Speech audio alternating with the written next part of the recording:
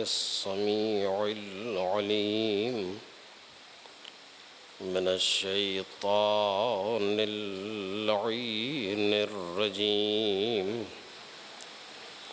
بسم الله الرحمن الرحيم الحمد لله الذي لم يتخذ ولدا ولم يكن له شريك في الملك ولم يكن له ولي من الذل وكبره تكبيرا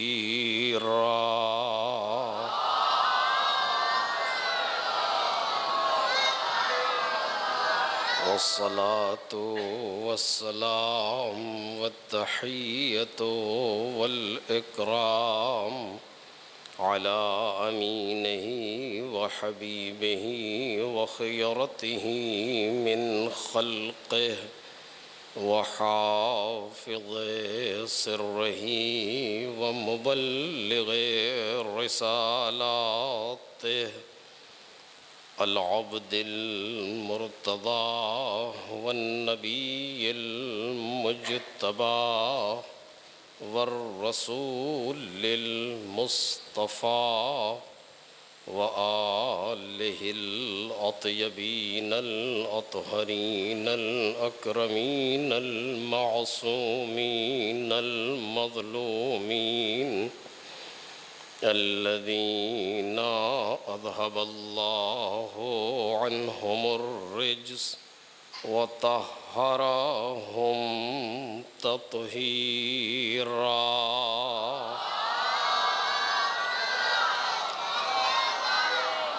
لا سيما ابن الزهراء بقية الله وآيته الكبرى واللعنة الأبدية على أعدائهم أجمعين أما بعد فقد قال الله الكريم في الذكر الحكيم إنما وليكم الله ورسوله والذين آمنوا الذين يقيمون الصلاة ويؤتون الزكاة وهم راكعون صلوات الرحمن.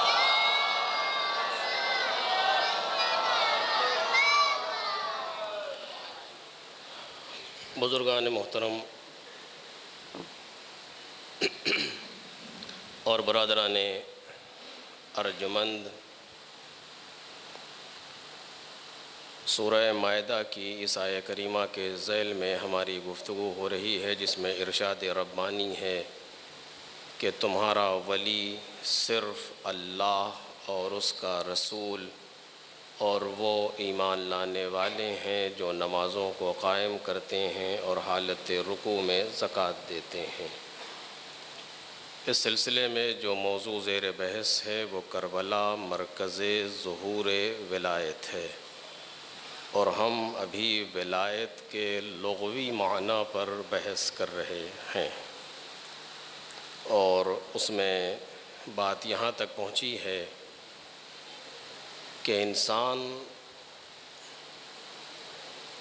رشتہ ولایت کو اپنے ولی سے اس وقت برقرار کر سکتا ہے کہ جب اس کے اور ولی کے درمیان فاصلہ نہ رہ جائے اور قربت پیدا ہو جائے۔ جتنا یہ فاصلہ کم ہوتا جائے گا اتنا ہی رشتہ ولایت قوی ہوتا جائے گا، اور اس لیے کہ ساری چیزوں کی بنیاد ولایت پر ہے، اگر ولایت نہیں ہے تو کانہو کچھ بھی نہیں ہے۔ انسان کی زندگی کھوکھلی ہے اگر ولایت نہیں ہے۔ میں انشاءاللہ اگر پہنچ سکا تو عرض کروں گا کچھ چیزوں کو۔ اور فاصلہ ولی سے کم ہونا جسمانی فاصلہ مقصود نہیں ہے، اس لیے کہ پہلا ولی ہمارا خدا ہے۔ آج صرف اس پر تھوڑی سی گفتگو ہوگی۔ انما ولیکم اللہ، اللہ ولی ہے بس۔ اور ولایت استقلالی معنی میں صرف خدا ہی کے لیے ہے، یعنی حقیقی بذات خود صرف خدا ہے جو ولی ہے، اس لیے کہ وہ خالق ہے، اس لیے کہ وہ رازق ہے، اس لیے کہ وہ رب ہے، اس لیے وہ ہمارا سرپرست ہے، وہ ہمارا ولی ہے۔ باقی اگر کوئی ولی ہے تو پروردگار کے کہنے سے ولی ہے۔ بالاستقلال ولایت کسی کے لیے نہیں ہے۔ جو سرپرست ہے، جو ولی ہے، جو مولا ہے، وہ صرف اور صرف خدا ہے۔ ہاں، وہ پھر جس کو چاہے ولی بنا دے، ہم اس کے اختیار کو تو محدود نہیں کر سکتے، لیکن بالاستقلال اور بذات خود وہ اکیلا ولی ہے، پوری کائنات میں اکیلا مولا ہے۔ خوب، اگر اس پر بات رک رہی ہے اور پھر میں آگے بڑھ کر کے عرض کروں گا کہ جو شان خدا میں ہے وہی شان ان لوگوں میں ہونی چاہیے جس کو اس نے ولی بنایا ہے۔ ایک صلوات پڑھیں محمد اور آل محمد۔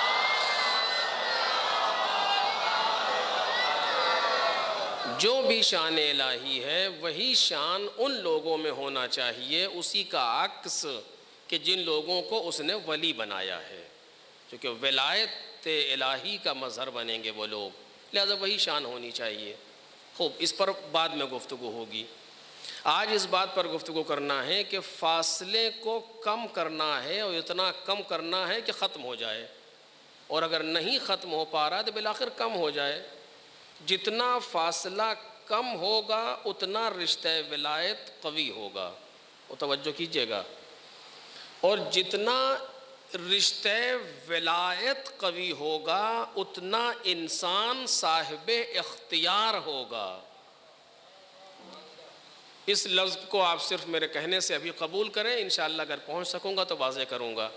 جتنا انسان کا رشتہ ولایت اپنے پروردگار سے قوی ہوگا اتنا انسان اس کائنات میں صاحب اختیار ہوگا۔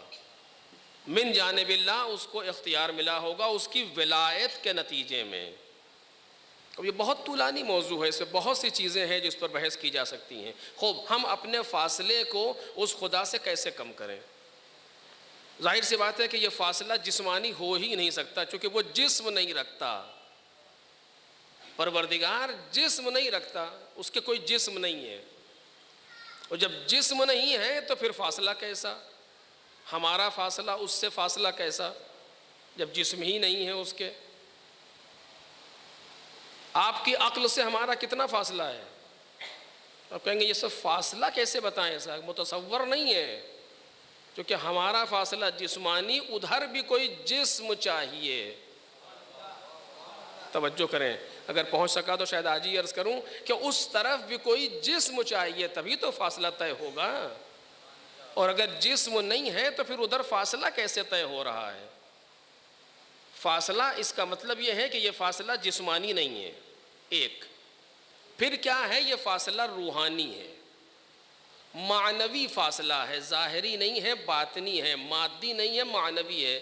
معنوی فاصلہ کیسے ختم ہوگا؟ توجہ کریں، روحانی فاصلہ کیسے ختم ہوگا؟ میں نے عرض کیا کہ انسان ان صفات کو اپنے اندر پیدا کرے جو ولی میں پائے جاتے ہیں۔ جیسے آپ خود بھی اپنے محاورے میں، اردو کے محاورے میں بھی اس بات کو بولتے ہیں، فلاں انسان مجھ سے بہت قریب ہے، جبکہ وہ کسی دوسرے شہر میں رہ رہا ہے۔ میں نے عرض کیا تھا پہلی یا دوسری تقریر میں، فلاں انسان مجھ سے بہت قریب ہے جبکہ وہ یہاں ہے ہی نہیں۔ کیسے قریب ہے؟ مثلاً فکری اعتبار سے قریب ہے، یعنی جو ہمارے سوچنے کا طریقہ ہے وہی اس کے سوچنے کا طریقہ ہے۔ اگر ہماری کسی صفت میں اس کی صفت میں یکسانیت پیدا ہونے لگے تو اس کا مطلب یہ ہے کہ فاصلہ کم ہو رہا ہے۔ واضح ہے یہ بات کہ اگر ہمارے اور اس کے درمیان ایک ہی طرح کی باتیں پیدا ہونے لگے تو فاصلہ کم ہو رہا ہے۔ جیسے ہم سوچتے ہیں ویسے وہ سوچتا ہے، یعنی ہماری سوچ اور اس کی سوچ ایک جیسی ہو رہی ہے، لہذا فاصلہ کم ہو رہا ہے۔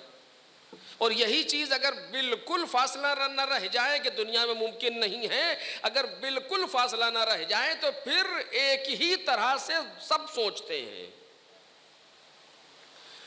اب اس پر میں رک کر کے ایک بات آپ کے سامنے عرض کروں، لیکن اس دنیا میں ایسا ذرا مشکل سے کہیں نظر آئے گا آپ کو کہ جہاں پر سب ایک ہی طرح سے سوچ رہے ہوں۔ سوال ہی دو سگے بھائی ہیں، سوچنے کا طریقہ الگ الگ ہے سب کا۔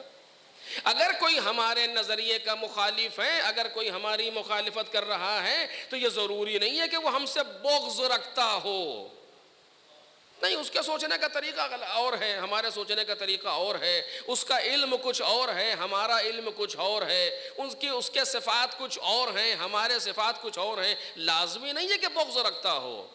ہر مخالفت بر بنائے بغض نہیں ہوتی، یہ ہماری غلط فہمی ہے کہ ہر مخالفت بر بنائے بغض ہے۔ جہاں کسی نے مخالفت کی ہم نے کہا ہمارا دشمن ہے، ایسا نہیں ہے۔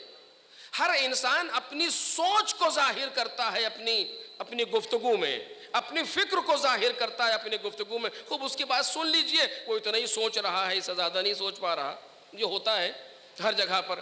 صرف ایک ایسا خاندان ہے کہ جہاں فکر بھی نہیں بدلتی۔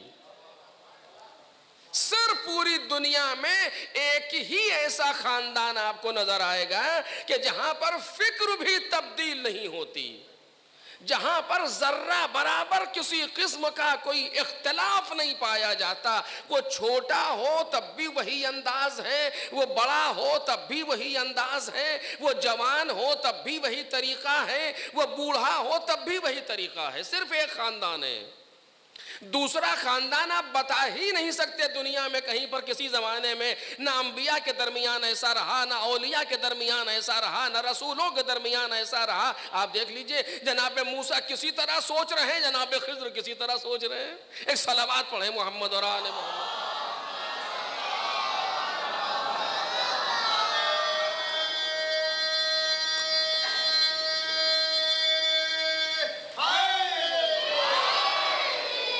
سوچنے کا انداز الگ ہے، ہر انسان میں ہوتا ہے۔ میں نے عرض کیا کہ ضروری نہیں کہ بر بنائے بغض ہو۔ جناب موسیٰ اور جناب خضر میں کوئی دشمنی نہیں ہے، نعوذ باللہ، لیکن ہر انسان اپنی فکر اور اپنے اس وظیفے پر موظف ہے جو اس کے حوالے کیا گیا ہے۔ جناب موسیٰ کی ذمہ داری کچھ اور ہے، جناب خضر کی ذمہ داری کچھ اور ہے۔ جناب موسیٰ ظاہر پر موظف ہے، جناب خضر باطن پر موظف ہے۔ دونوں میں فرق ہے آپس میں۔ یہ کسی طرح سوچ رہے ہیں، وہ کسی طرح سوچ رہے ہیں۔ واقعہ آپ کے پیش نظر ہوگا، بیان کرنے کی ضرورت نہیں ہے، لیکن دونوں کا الگ الگ ہے۔ صرف ایک ایسا خاندان ملا، آج کی مناسبت بھی ہے تھوڑی سی، ایک ایسا خاندان ملا کہ جہاں پر ذرہ برابر کوئی اختلاف نہیں ہے، اور وہ بھی شاید اس لیے ہے قرآن مجید کی زبان میں کہ وَلَوْ كَانَ مِنْ عِنْدِ غَيْرِ اللَّهِ لَوَجَدُوا فِيهِ اخْتِلَافًا كَثِيرًا۔ قرآن اپنے بارے میں کہہ رہا ہے کہ اگر یہ قرآن کسی اور کی طرف سے آیا ہوتا خدا کے علاوہ تو تم اس میں اختلاف کثیر پاتے، بہت زیادہ اختلاف پاتے۔ وَلَوْ كَانَ مِنْ عِنْدِ غَيْرِ اللَّهِ، اگر یہ اللہ کے علاوہ کسی اور کی طرف سے آیا ہوتا تو لَوَجَدُوا فِيهِ اخْتِلَافًا كَثِيرًا، تم اس میں بہت زیادہ اختلاف ضرور پاتے۔ کیوں؟ اب ذرا سے دو لفظیں کہوں تاکہ یہ بات واضح ہو جائے۔ اس لیے کہ قرآن کتابی صورت میں نازل نہیں ہوا، بلکہ قرآن گفتگو کی صورت میں آیا ہے۔ کتنے دن میں آیا ہے؟ 23 سال میں۔ 13 سالہ پیغمبر کی مکے کی زندگی، 10 سالہ پیغمبر کی مدینے کی زندگی۔ اس 23 سال میں قرآن نازل ہوا۔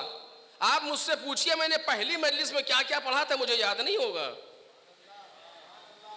ممکن ہے پہلی مجلس میں کچھ اور کہا ہو، آج کچھ اور کہہ دوں، آپس میں اختلاف ہو جائے، لیکن اس 23 سالہ گفتگو میں کہیں اختلاف نہیں۔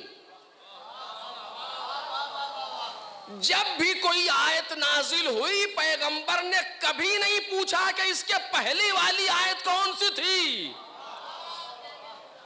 اس آیت کو فلاں سورے کی فلاں آیت کے بعد رکھ دیو، وہاں لکھ دیا جائے اس کو۔ اور آپ دیکھ لیجئے 23 سالہ، آپ کسی خطیب کو لے لیجئے، اگر وہ مجلس پڑھنا شروع کرتا ہے تو جب مجلس پڑھنا شروع کر رہا ہے تب کا انداز اور ہوگا، 23 سال بعد کا انداز اور ہوگا۔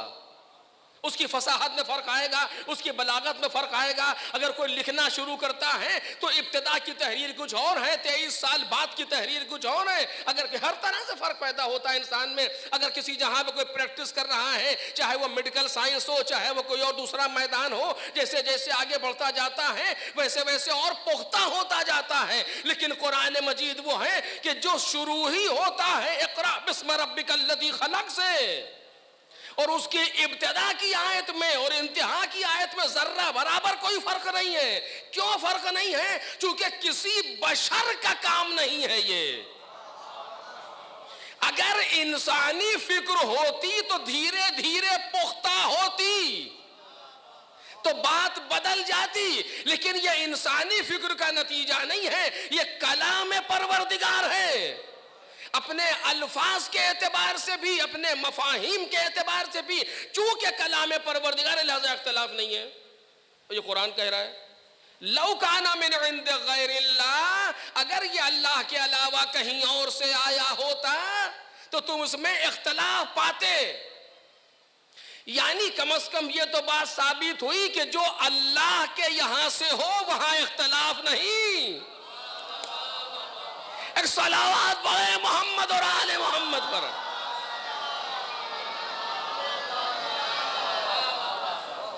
جو اولیاء اللہ کے یہاں سے ہیں وہاں اختلاف نہیں، جو ہمارے بنائے ہوئے ہیں وہاں اختلاف، جو خلفاء اللہ کی طرف سے ہیں وہاں اختلاف نہیں، جو ہمارے بنائے ہوئے وہاں اختلاف، جو ائمہ اللہ کی طرف سے ہیں وہاں اختلاف نہیں، جو ہمارے بنائے ہوئے وہاں اختلاف، جو لوگ اللہ کی طرف سے آ رہے ہیں وہاں اختلاف نہیں ہونا چاہیے۔ قرآن کی نص سے صریح ہے، کوئی ہے ایسا خاندان، کوئی ہے ایسے لوگ کہ جہاں اختلاف نہ پایا جا رہا ہو، جو ایک کہہ رہا ہو وہی دوسرا کہہ رہا ہو، جو پہلا کہہ رہا ہو وہی آخر کہہ رہا ہو۔ ہے کوئی ایسا خاندان کہ جہاں اختلاف نہیں؟ اور آپ دیکھ لیجئے مسلمانوں کے 4 فرقے ہیں، حنفی، مالکی، شافعی، حنبلی، آپس میں اختلاف ہے۔ اگر اختلاف نہ ہو تو 4 ہیں کیوں؟ الگ الگ ہے، فقہی اعتبار سے اختلاف ہے، کلامی اعتبار سے اختلاف ہے۔ آپ دیکھ لیجئے، مطلب کوئی ایسی گفتگو نہیں کر رہا ہوں جو کوئی اس طرح کی ہو خدا نہ کردہ، کیونکہ عادت نہیں ہے، لیکن بالآخر اختلاف ہے۔ میں نے پہلے کہا کہ اختلاف کسی دشمنی کا نتیجہ نہیں، یہ فکر کا نتیجہ ہے۔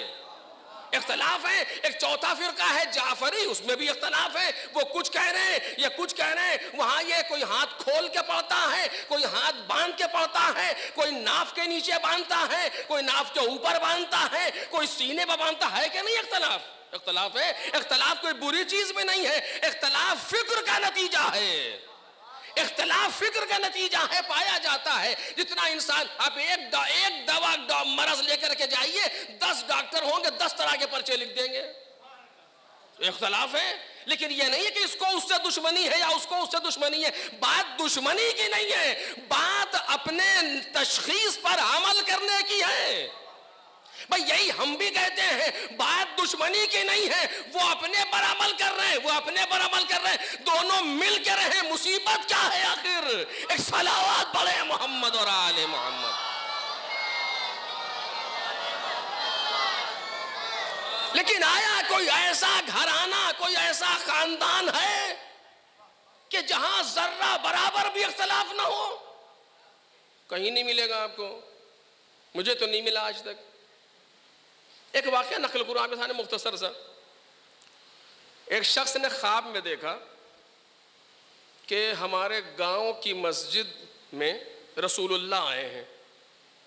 عجب، کوئی مسلمان یہ خواب دیکھ لے تو اس کے خوشی کی حد نہیں رہے گی، وہ درست بھی ہے، ایسی ہونا چاہیے. چونکہ رسول اللہ یا ائمہ طاہرین کی شکل میں شیطان نہیں آ سکتا، خواب میں بھی نہیں آ سکتا، اسے حق نہیں ہے. جنہ یا شیاطین کو حق نہیں ہے کہ ائمہ طاہرین معصومین کی صورت میں ظاہر ہو جائے، سوال ہی نہیں پیدا ہوتا. اگر کسی نے خواب میں پیغمبر کو دیکھا ہے یعنی پیغمبر، اگر کسی نے خواب میں مثلا مولا کائنات کو دیکھا ہے یعنی مولا کائنات. شیاطین کو حق نہیں ہے اس چیز کے لیے، جنات کو، کہ وہ اس صورت میں آ جائیں. خوب بالآخر اس نے خواب دیکھا کہ رسول اللہ ہے، رسول اللہ کو اپنے گاؤں کی مسجد میں دیکھا، مثلا شور اٹھا کے فلاں مسجد میں رسول اللہ بیٹھے، مجمع دوڑا اس طرف. اور بھیڑ جب آ جائے تو ظاہر سی بات ہے، آپ دیکھ لیجیے آج ہم بھیڑ میں پھنس گئے، مجلس 15 منٹ لیٹ ہو گئی جام کی وجہ سے. بیچ میں کہہ بھی دیا کہ عذر خواہی بھی کر رہا ہوں آپ سے. بہرحال ایک صلوات پڑھے محمد اور آل محمد پر. لیکن کچھ اپنے بس میں نہیں ہے، کچھ کر نہیں سکتے تھے، مجبور تھے. خوب دوڑا مجمع کے ساتھ ساتھ، نوبت میں آئی، مسجد میں گیا تو دیکھا محراب مسجد میں بیٹھے ہوئے ہیں اور لوگ رسول اللہ سے مل رہے ہیں صف لگائے ہوئے. یہ بھی صف میں کھڑا ہو گیا. دیکھا رسول اللہ کے سامنے کھجور کا ایک طبق رکھا ہوا ہے. جب یہ قریب گیا تو رسول اللہ نے ایک مٹھی کھجور اٹھائی، اس کے دامن میں سے ڈال دی، یہ لے کر کے آگے بڑھ گیا. اب جا کے جب اسے گننا شروع کیا تو وہ نکلی 18 دانے. 18 دانے کھجور تھی. اس کے بعد آنکھ کھل گئی. آپ سوچئے جب کوئی ایسا خواب دیکھتا ہے تو سب سے پہلے کیا چیز ذہن میں آتی ہے؟ سب سے پہلے جو چیز ذہن میں آتی ہے وہ موت ہے. 18 سال زندہ رہیں گے، 18 مہینے زندہ رہیں گے، 18 ہفتے زندہ رہیں گے، 18 دن زندہ رہیں گے، اسی میں لگا ہوا ہے. کیونکہ اچھی بات تو کوئی سوچتا ہی نہیں، انہی چیزوں میں بہت زیادہ. بس آج بھی اب جو خواب کی تعبیر جو لے کر کے آتے ہیں اسی طرح کے ہوتے ہیں. کوئی بھی ایسا خواب دیکھتا ہی نہیں ہمارے یہاں جس میں کچھ فائدہ ہو رہا ہو کسی کا. ایک صلوات پڑھے محمد اور آل محمد.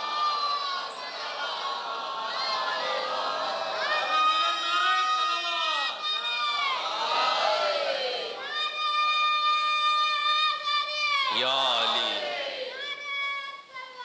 اللہم صلی علی محمد و آل محمد. خوب تو اس نے یہی سوچنا شروع کیا کیا ہوگا، کیا ہو، کس سے پوچھے، سبھی اپنے جیسے تھے تو پوچھے کس سے. اسی طرح میں رہا کچھ دن تک. اچانک خبر اڑی، کسی نے بیان کیا کہ اس طرف سے امام رضا کا گزر ہونے والا ہے، حج کے لیے جا رہے ہیں.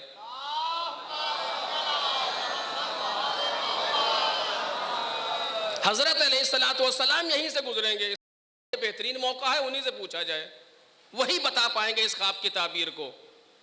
خوب امام وہ بالآخر وہ دن آیا اور یہ انسان، اسے پتا چلا کہ امام آ گئے، بھاگا دوڑا. جب جا کر کے دیکھا تو اسی طرح محراب مسجد میں بیٹھے ہیں، اسی مسجد میں جس مسجد میں خواب میں دیکھا تھا. توجہ کیجئے گا، واقعہ آپ کو پتا ہے، میں صرف ایک جملے کے لیے پورا واقعہ سنا رہا ہوں تاکہ میرے بچوں کے ذہن میں آ جائے. اسی مسجد میں دیکھا جس مسجد میں خواب میں دیکھا تھا، اسی طرح بیٹھے دیکھا جس طریقے سے پیغمبر کو بیٹھے دیکھا تھا. صف میں لوگ لگے ہوئے ہیں، امام سے ملاقات کر رہے ہیں، یہ بھی صف میں کھڑا ہو گیا. قریب گیا تو امام کے سامنے بھی کھجور کا طبق رکھا ہوا تھا.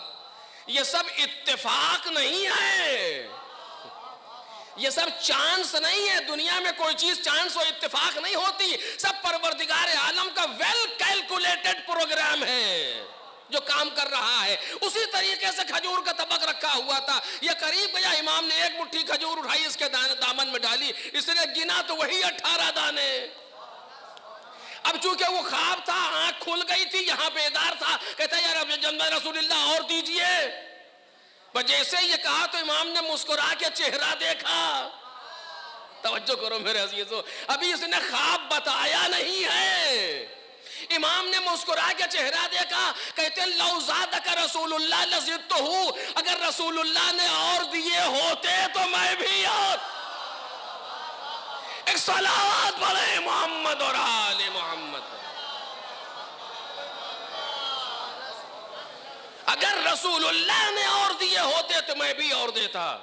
بات ختم ہو گئی. یہ سمجھ گیا کہ خواب کی تعبیر کیا ہے. توجہ کریں, واقعہ یہاں پر تمام ہو گیا, لیکن میں اسی جگہ سے آپ سے کام رکھتا ہوں. توجہ میرے عزیزو, رسول اللہ کی شہادت کب ہے؟ شہادت ہی کہوں گا, اشتباہ نہیں ہوا ہے, سلپ آف ٹنگ نہیں ہے. رسول اللہ کی شہادت کب ہے؟ 28 صفر سن 11 ہجری. خوب, 28 صفر سن 11 ہجری. امام رضا کی ولادت کب ہے؟ 11 ذیقعد 148 ہجری. رسول اللہ کے دنیا سے جانے کے کتنے سال بعد یہ دنیا میں آئے؟ 137 سال کے بعد. امام کاظم کی شہادت کب ہے؟ 183 ہجری. 183 ہجری. ظاہر سے بات ہے کہ امام کاظم کی شہادت کے بعد انہوں نے عہدہ امامت کو سنبھالا ہے. 183 ہجری مائنس 11 کتنا ہو گیا؟ 172 ہجری. 172 سال گزر گئے پیغمبر کو گئے ہوئے. اس کے بعد کا یہ واقعہ ہے. 1.5 صدی گزر چکی, اس کے بعد کا یہ واقعہ ہے. میں جملے کے لیے زحمت دے رہا ہوں, توجہ کیجئے گا. امام رضا نے ایسے کیوں نہیں کیا 1 2 3 4 5 12 14 16 18 بس؟ اگر یہ بھی کر دیتے تب بھی تو علم سے علم مل جاتا. خواب اس نے دیکھا ہے, پتہ انہیں ہے. جتنا رسول اللہ نے دیا اتنا انہوں نے دیا. ہے کوئی ایسا خاندان؟ ایک صلوات پڑھے محمد اور آل محمد.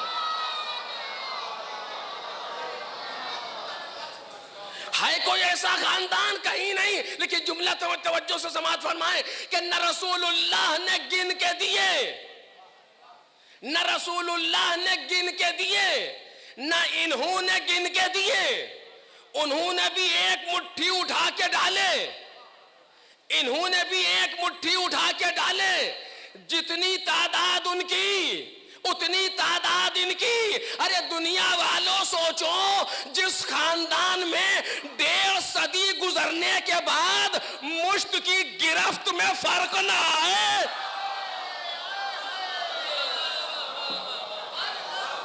ایک صلوات پڑھے محمد اور آل محمد پر.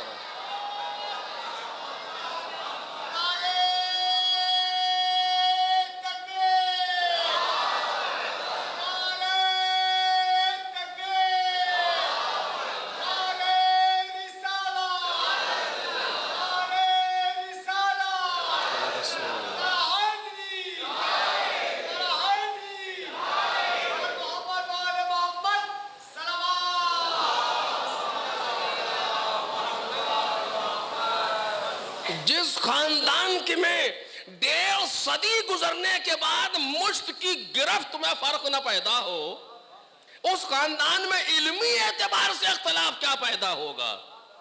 اس لیے اختلاف نہیں ہے کہ یہ خاندان یہ سارے کے سارے من جانب اللہ ہیں, کسی ایک جگہ سے کنٹرول ہو رہے ہیں. جیسے اگر 50 بھی اسکرین آپ لگا دیں اور کسی ایک جگہ سے مانیٹر ہو رہی ہو تو سب پر ایک ہی تصویر چلے گی.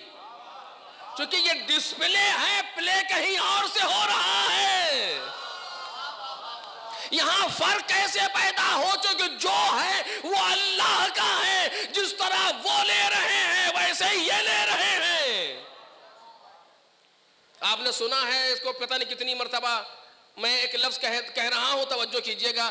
مولا کائنات دنیا میں آئے, آنکھیں نہیں کھولی, انتظار کر رہے ہیں کہ رسول اللہ آ جائیں.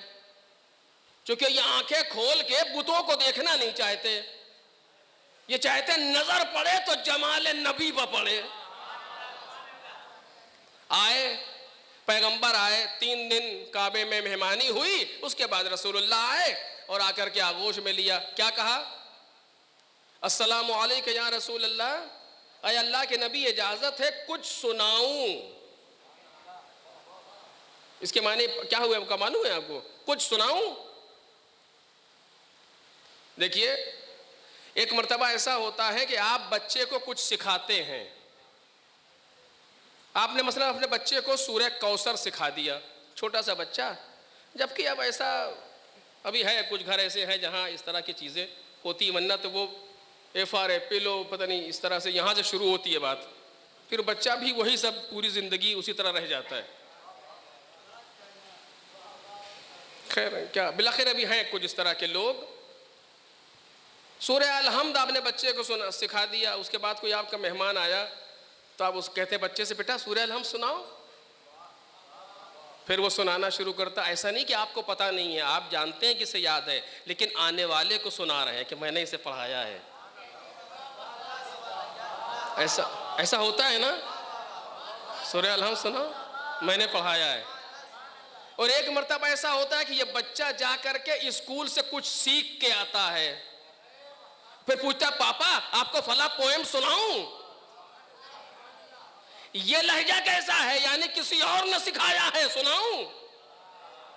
توجہ کیجئے میرے عزیز جو بات عرض کر رہا ہوں، کہیں سے سیکھ کر کے آ رہے ہیں. رسول اللہ نہیں کہہ رہے کہ سناؤ، وہ کہہ رہا ہے یا رسول اللہ سناؤں، یعنی میں کہیں سے لے کے آیا ہوں وہیں سے جہاں سے آپ لائے ہیں. ایک صلوات پڑھے محمد اور آل محمد.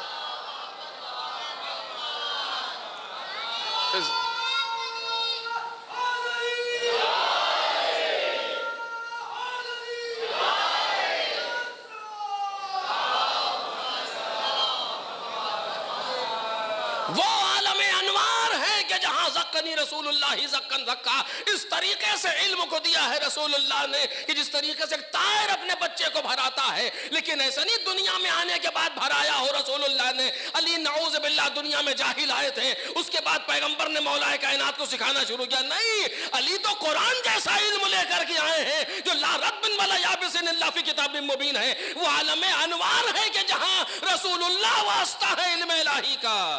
دنیا نہیں ہے، دنیا نہیں ہے. یہاں جو آ رہے ہیں سب سیکھے سکھائے ہوئے ہیں، وہ گہوارے میں لیٹ کر کے لوہے محفوظ پڑھتے ہیں. ایک صلوات پڑھے محمد اور آل محمد.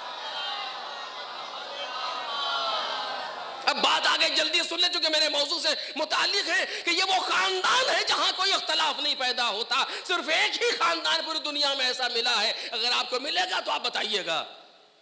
راوی کہتا ہے میں گیا امام سے ملنے کے لیے، چھٹے امام.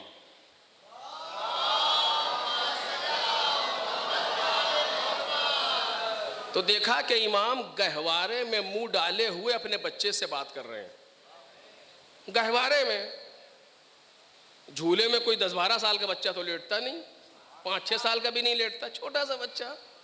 اس سے گفتگو کر رہے، بہت دیر تک گفتگو کرتے رہے. کہ مجھے دیکھ کر کے بڑا اچھا لگ رہا تھا، میں دور سے کھڑا چپ چاپ دیکھتا رہا کہ امام کس طریقے سے، کس پیار، کس محبت سے اپنے نوزاد بچے سے گفتگو کر رہے ہیں. اور اس کے بعد جب گفتگو کر چکے تو مجھ سے کہا آؤ اور آ کے اپنے امام کو سلام کرو. آؤ اور اپنے امام کو سلام کرو. میں گیا اور جا کر کے میں نے سلام کیا. گہوارے سے بچے نے جواب دیا، یعنی امام کاظم علیہ السلام. یہ سب چیزیں بلا وجہ نہیں ہیں، بات کے لیے بتانا تھا کہ میری اولاد میں امام کون ہے. ایک صلوات پڑھے محمد اور آل محمد. یہ کوئی خدا نہ کرتا کوئی شغل نہیں ہے، بلکہ یہ کسی دفع دخل مقدر ہے، کسی چیز کو روکنے کے لیے. ایک فرقہ بن جائے گا جو امام کاظم سے انحراف کرے گا. میں اس کے لیے ابھی سے بیان کر کے جا رہا ہوں کہ میرے بعد امام کون ہے. کہا اپنے امام کو سلام کرو. گیا، اس نے سلام کیا. امام کاظم نے گہوارے سے جواب دیا. یہاں تک بات واضح. اس کے بعد کہتے غیر اسم ابنتک التی سمیتہا، ہم سے جو تو نے اپنی بیٹی کا نام کل رکھا ہے اسے جا کے بدل. بیٹی اس کے یہاں پیدا ہوئی تھی، ابھی اس نے امام کو بتایا بھی نہیں تھا. ایک دن پہلے بیٹی پیدا ہوئی ہے، اس نے نام رکھا ہے. امام کہہ رہے ہیں اس کا نام جا کر کے بدل. فَإِنَّهَا اسْمٌ مَبْغُوضٌ فَإِنَّهُ اسْمٌ مَبْغُوضٌ عِندَ اللَّهِ، اس لیے کہ یہ نام اللہ کے نزدیک غضب کیا ہوا ہے. خدا اس نام سے غضبناک ہوتا ہے. عزیزوں، ہمیں نام بھی سوچ سمجھ کے رکھنا چاہیے. کہیں ایسا نہ ہو کہ مغضوب و ضالین کے نام ہم رکھے ہوئے ہوں فیشن کے چکر میں. ایک صلوات پڑھیں محمد اور آل محمد. صرف ایک گھرانہ ایسا ہے، ایک خاندان ایسا ہے کہ جہاں آپس میں گفتگو نہیں بدلتی، جہاں بات تبدیل نہیں ہوتی. کیوں؟ اس لیے کہ یہ من عند اللہ ہے، یہ خاندان اللہ کی طرف سے کنٹرول ہو رہا ہے. یہاں سب کے سب ایک جیسے ہیں. توجہ کیجئے.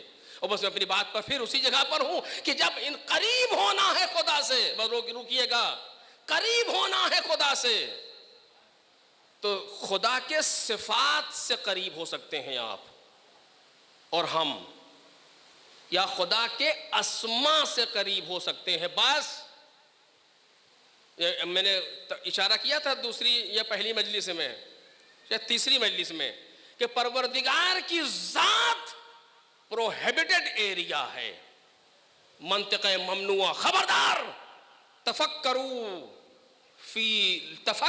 فی کل شیء ولا تفکروا فی ذات اللہ.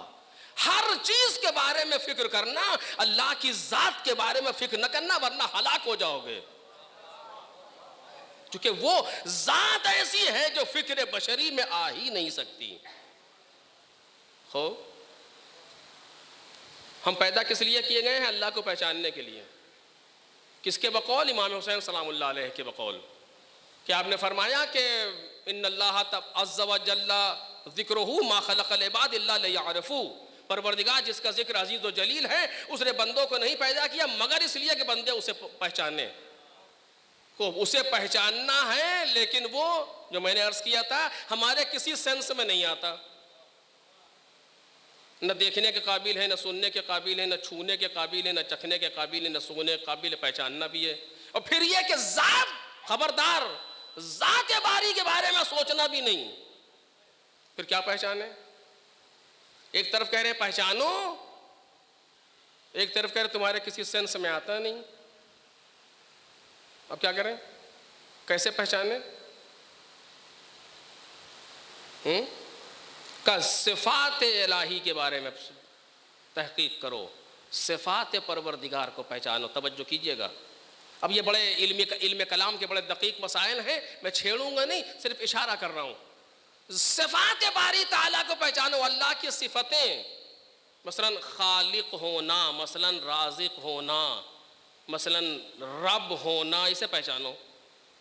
خوب علم کلام کی جب میں جا کر کے آپ دیکھیے، فلسفے میں جا کر کے دیکھیے، صفات خدا اس کی ذات سے الگ نہیں ہے. جیسے ہمارے صفات ہماری ذات سے الگ ہیں. ایک وقت وہ تھا جب ہم تھے اور ہمارے ساتھ کوئی صفت نہیں تھی. ہم تھوڑا سا رک کے اسے بیان کریں گے تاکہ بات واضح ہو جائے. ہم تھے، ہمارے ساتھ کوئی صفت نہیں تھی. کب؟ جب شکم مادر سے اس دنیا میں آئے تھے. کیا تھے آپ؟ عالم تھے؟ کہنا. شجاع تھے؟ کہنا. سخی تھے؟ کہا نہیں. کچھ نہیں تھا، ہم تھے. البتہ صفات ظاہری کی بات کر رہا ہوں. کچھ نہیں تھا، ہم تھے. پھر دھیرے دھیرے صفات ہم پر آتے گئے. کیا خدا بھی اسی طریقے سے ہے؟ نہیں. وہ جب سے ہے عالم ہے، وہ جب سے ہے رازق ہے. اب اس پر کراس کوشچن ہے لیکن ابھی بیان نہیں کروں گا. وہ جب سے ہے خالق ہے. جیسے آپ سے اگر میں پوچھوں کہ یہ پانی کب سے میٹھا ہے، تو آپ کہیں گے جب سے میں نے اس میں شکر ڈالی. جواب درست ہے. جب سے میں نے اس میں شہد ڈالا تب سے یہ میٹھا ہے. خوب، شہد کب سے میٹھا ہے؟ کون سی تاریخ ہے آپ کہیں شہد تھا اور میٹھا نہیں تھا؟ کہا نہیں، وہ تو جب سے ہے میٹھا ہے. ایک صلوات پڑھے محمد اور آل محمد. پانی کی ذات شیرین نہیں ہے، شیرینی ملائی گئی ہے، لیکن شہد ذاتاً شیرین ہے، شکر ذاتاً شیرین ہے. نمک میں ذاتی طور سے وہ کی نمکینیت نمکینی پائی جاتی ہے، ملائی نہیں گئی اس کے اندر. یا ایسا ہے کا سوال ہی نہیں. جب سے ہے نمکین ہے. مثلا جب سے ہے شیرین ہے. پروردگار عالم، میں مثال نعوذ باللہ اس سے بالکل الگ ہے، صرف بچوں کے سمجھانے کے لیے عرض کرنا جو میرے سامنے بیٹھے ہوئے ہیں، کہ پروردگار جب سے ہے تب سے ہی ہے، جب سے ہے قیوم ہے، جب سے ہے خالق ہے، جب سے ہے رازق ہے. اس کے صفات اس کی ذات سے الگ نہیں. جب صفات ذات سے الگ نہیں تو پہچانے کیسے؟ ذات تک تو آپ نے کہا جانا نہیں. رسول اللہ کی حدیث خبردار لا تفکروا فی ذات اللہ فتہلکوا، ہلاک ہو جاؤ گے. خوب اللہ کی ذات کے بارے میں فکر نہ کریں، خوب نہیں کریں گے. صفات کے بارے میں فکر کرو، صفات ذات سے الگ نہیں. اب کیا کریں؟ ایک صلوات پڑھیں محمد اور آل محمد.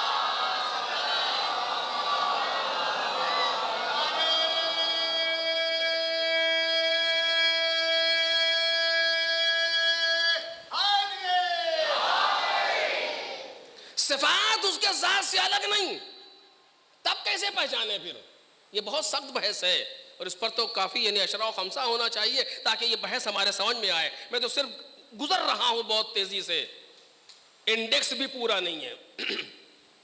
صفات ذات سے الگ نہیں، آپ کیسے پہچانے؟ کہا نہیں، تم صفات تک بھی نہیں جا سکتے. پھر کہا اس نے اپنی صفتوں کو ظاہر ہونے کی جگہ بنائی ہیں، جن کو ہمارے یہاں مظہر کہا جاتا ہے. مظہر سے پہچانو، اس سے آگے جا ہی نہیں سکتے. مثلا میں آپ سے پوچھوں کہ کسی اندھیرے کمرے میں آپ سے کہوں کہ یہ بتائیے کہ یہاں کرنٹ آ رہا ہے، لائٹ آ رہی ہے، الیکٹرک کرنٹ آ رہا ہے. آپ کہیں گے رکیے یہ بتاتا ہوں. آپ گئے، آپ نے سوئچ آن کیا، بلب جل گیا، کہ جی آ رہا ہے. کہا نہیں، بلب سے کیا مطلب، بلب تھوڑی، الیکٹرک کرنٹ بتائیے آ رہا ہے، کہ آ رہا ہے یہ وجہ ہے. اسے کیسے بتائے؟ تو بلب جل رہا ہے. کہ نہیں، یہ مظہر ہے کرنٹ آنے کا. یعنی اسی سے تو پہچانے گا کہ لائٹ آ رہی ہے کہ نہیں. یا وہ جائے گا، تار نکالے گا، ہاتھ میں لگائے گا، پھر بتائے گا کہ آ رہا ہے. کہ جب لگا لے گا تو بتائے گا کیسے؟ ایک صلوات پڑھے محمد اور آل محمد. پھر تو اس کی اپنی لائٹ چلی جائے گی، پھر کیسے بتائے گا؟ بلکہ انہی سے بتائے گا. پنکھے کے اب سوئچ آن کیا، گھومنے لگا، تو یہ مظہر ہے کرنٹ کے آنے کا. یہ آپ کے سامنے بول رہا ہے، مظہر ہے کہ کرنٹ آ رہا ہے. یعنی اس جگہ سے کرنٹ کا ظہور ہو رہا ہے، اس جگہ سے، لائٹ سے، پنکھے سے، یہاں سے وہاں سے الیکٹرک کرنٹ کا ظہور ہے. اس سے زیادہ آپ کرنٹ کو نہ دیکھ سکتے ہیں، نہ چھو سکتے ہیں، نہ سونگ سکتے ہیں، نہ چکھ سکتے ہیں. ایک صلوات پڑھے محمد اور آل.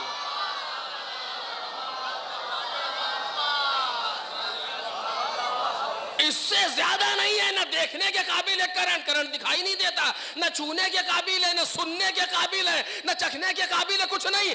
مظہر سے پہچانیں گے. پروردگار عالم بھی کسی سینس میں نہیں آتا، مظہر سے پہچانو. مظہر کیا؟ کوئی جگہ ہونی چاہیے جہاں سے علم خدا ظہور کرے. ایک صلوات پڑھے محمد اور آل محمد. درست ہے یا نہیں؟ کوئی جگہ ہونی چاہیے جہاں سے علم خدا ظہور کرے. بس بات کو اپنے آخری منزل پر لا رہا ہوں. کوئی جگہ ہونی چاہیے جہاں سے قدرت خدا کا ظہور ہو. نہیں، جو بات میں نے ایک جملہ کہا تھا آپ کے سامنے اسی عشرے کے درمیان، کوئی جگہ ہونی چاہیے، اگر آپ کو یاد ہو، کوئی جگہ ہونی چاہیے جہاں سے امر خدا کا ظہور ہو. امر خدا کی شان کیا تھی؟ انما امرہ اذا اراد شیئا، سورہ یاسین، ان یقول لہ کن فیکون. اس کے امر کی شان یہ ہے کہ جب وہ کسی چیز کا ارادہ کرتا ہے کہ کہے کہ ہو جا، کہتا بھی نہیں ہے غالباً، ارادہ کرتا ہے کہنے کا کہ ہو جا تو وہ ہو جاتی ہے. یہ امر خدا کی شان ہے. کوئی ہے ایسا گھرانہ جہاں سے امر خدا ظاہر ہو؟ ایک صلوات پڑھے نا محمد اور آل محمد. کوئی ہے ایسا ٹھکانہ جہاں سے امر خدا ظاہر ہو رہا ہو؟ ہم نے دیکھا بس آخری بات کہ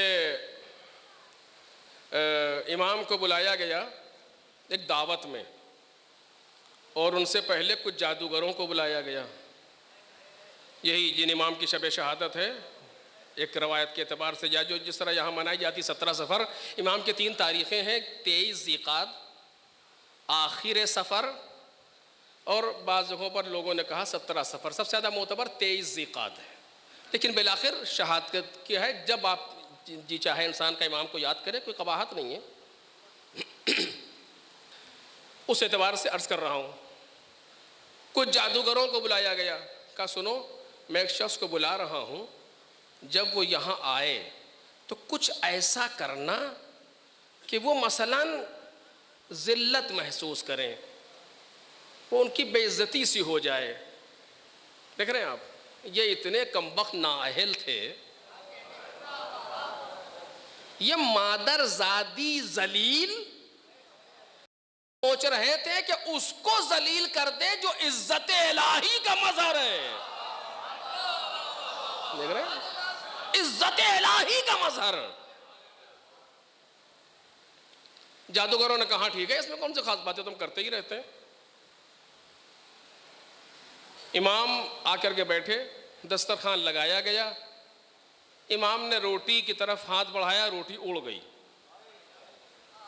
اچھا، جادوگر سامنے بیٹھے، ہاں سب اپنا ہنس لیے، بات تمام ہو گئی، خاموش ہیں ابھی۔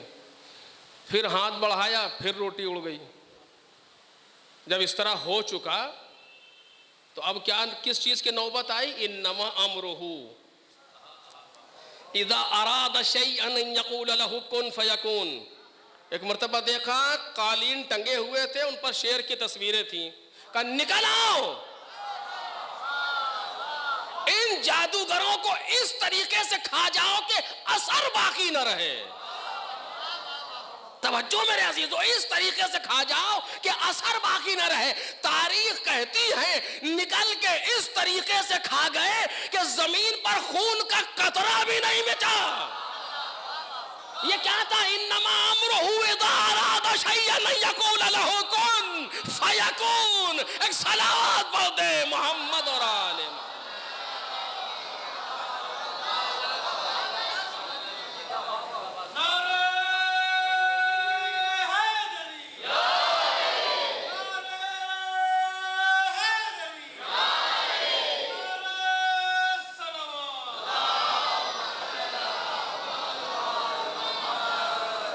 مامون رشید بے ہوش ہو گیا خوف کے مارے۔ کچھ دیر کے بعد چھینٹے اٹھے دیے گئے، جناب ہوش میں آئے، ادھر ادھر دیکھا کہ خود سالم ہیں۔ یا اول حسن، ان سے کہیے کہ جادوگروں کو اگل دیں۔ دیکھ رہے ہیں ابھی بھی ہوش نہیں آیا، اللہ اکبر، ابھی بھی ہوش نہیں آیا، کہیے جادوگروں کو اگل دیں۔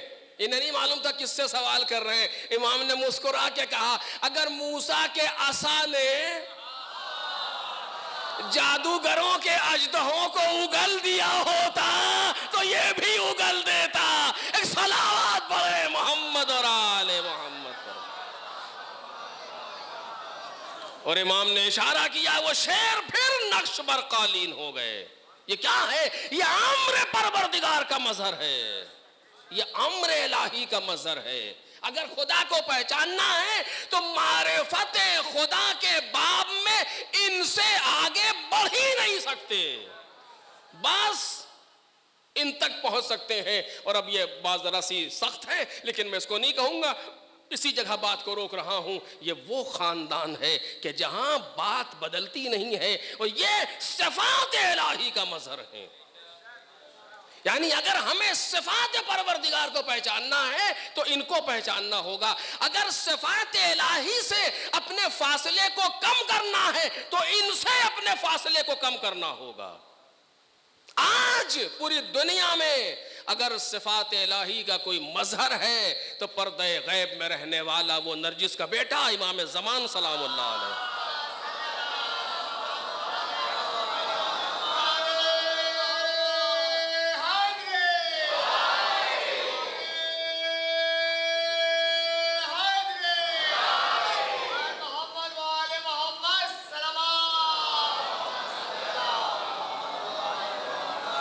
وہ صفات الہی کے مظہر ہیں. اور اگر ہم اللہ سے رشتے ولایت قائم کرنا چاہتے ہیں تو ہم کو امام زمانہ سے قریب ہونا چاہیے. عجل اللہ تعالی فرجہ شریف. وہ صفات جو امام میں پائے جاتے ہیں ان سے قریب ہوں گے تو ہم اللہ کے ولایت کے دائرے میں قدم رکھ رہے ہیں. اگر ایسا نہیں ہے تو کچھ صحیح ولی خدا نہیں ہو سکتے.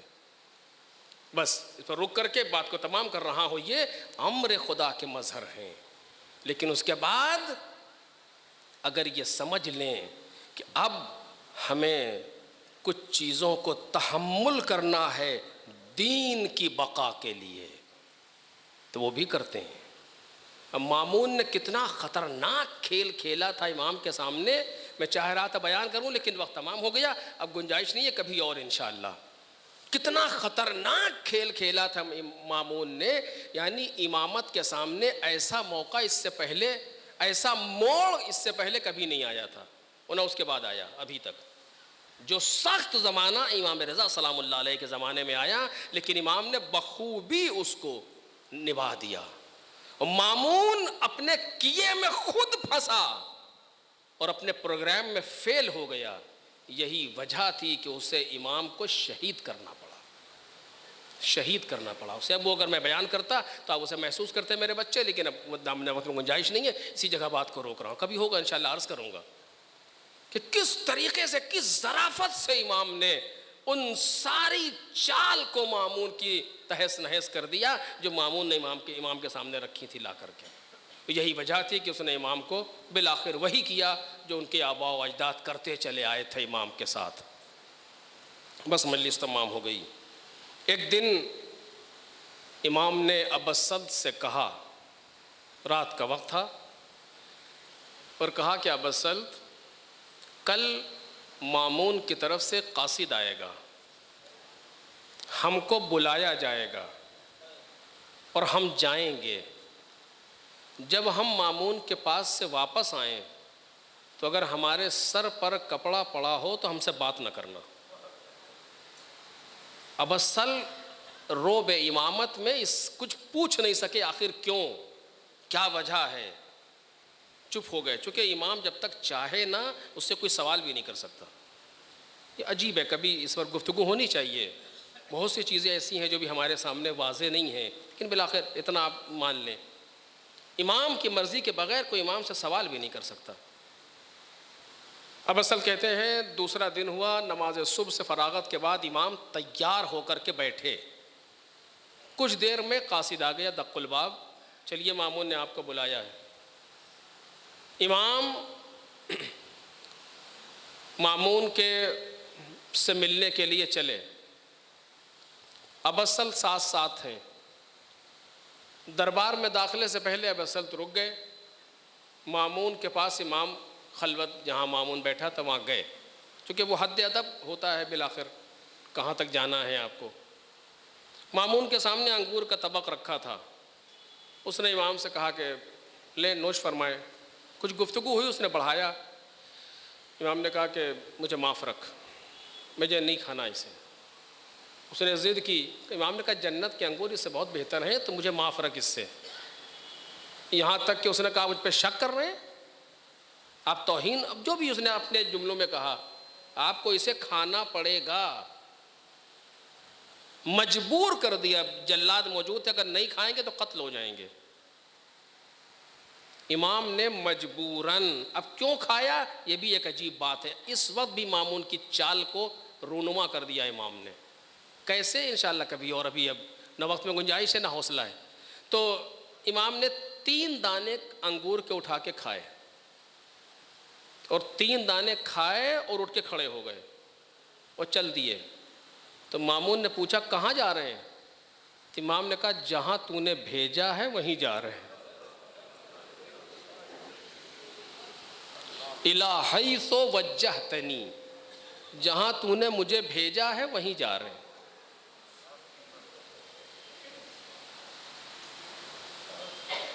جب مرنا ہی ہے تو اس طریقے سے دنیا سے جائیں کہ مامون کا چہرہ بے نقاب ہو جائے.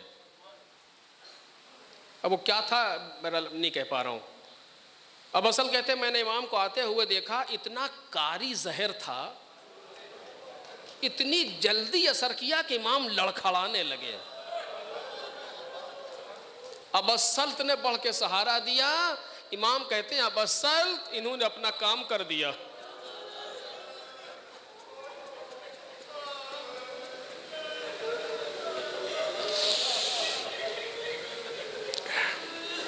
امام گھر آئے, کہا ابا سلط دروازہ بند کر دو, کسی کو آنے نہیں دینا, ہم اب ملاقات کے قابل نہیں. اپنے حجرے میں جا کر کے لیٹ گئے. آپ کو معلوم ہے امام رضا کی اولاد میں صرف ایک بیٹا ہے, نہ کوئی دوسرا بیٹا نہ کوئی دوسری بیٹی, صرف ایک. دو امام ایسے ہیں جن کے ایک ہی بیٹا ہے, ایک 8ویں امام اور ایک 11ویں امام. 11ویں امام کے بھی صرف ایک بیٹا امام زمان, اور 8ویں امام کے بھی صرف ایک بیٹا امام محمد تقی. امام رضا کی شہادت 203 ہجری ہے, امام تقی کی ولادت سن 95 ہجری ہے. کل 8 سال کی عمر ہے. 3 سال سے باپ سے دور ہیں. 5 سال کے تھے جب باپ مدینے میں چھوڑ کر کے چلا آیا.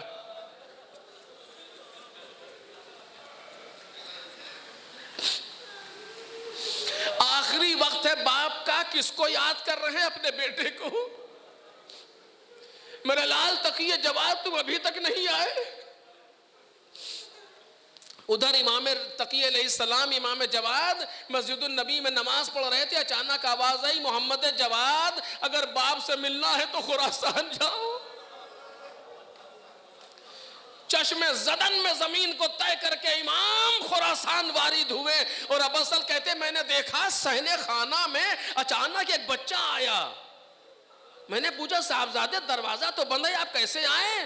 کہ جو خدا مدینے سے یہاں لا سکتا ہے وہ دروازے کے بند ہونے کے بعد مجھے یہاں اندر بھی لا سکتا ہے. کہ آپ کون ہیں؟ کہ محمد ابن علی الجواد. جواب یہ بیان کر رہے تھے, آواز امام تک گئی, جلدی سے اٹھ کر کے آئے, اپنے لال کو کلیجے سے لگا لیا.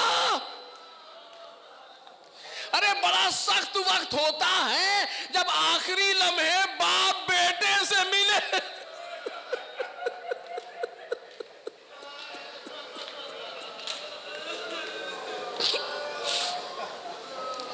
اپنے بیٹے کو لے کر کے حجرے میں چلے گئے, اپنے بستر پر لٹا لیا, چادر کو اوڑھ لیا. اب اصل کہتے کچھ دیر تو آواز آتی رہی, میری سمجھ میں آ رہا تھا کہ کیا کہہ رہے ہیں, اس کے بعد میری سمجھ میں نہیں آ رہا تھا کہ کیا گفتگو ہو رہی ہے. کچھ دیر کے بعد امام اندر سے آئے, ہاتھ سر کو پیٹتے ہوئے, اب اصل بابا رخصت ہو گئے. اب اصل ہم یتیم ہو گئے, تم بغیر امام کے ہو گئے. کہا اب اصل تہ خانے میں جاؤ, تشت رکھا ہے اور پانی رکھا ہے, لے کر کے آؤ. اب اصل نے کہا مولا وہاں تشت و پانی نہیں ہے. کہا میں کہہ رہا ہوں جاؤ, رکھا ہے. اب جو جا کر کے دیکھا تو تشت بھی موجود ہے, پانی بھی موجود ہے, لے کر کے آئے. تاریخ نے پہلی مرتبہ یہ منظر دیکھا کہ 8 سالہ بچہ اکیلا اپنے بابا کو